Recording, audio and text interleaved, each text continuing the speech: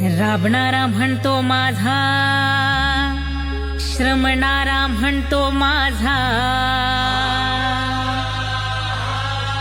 बहुजन म्हणतो माझा,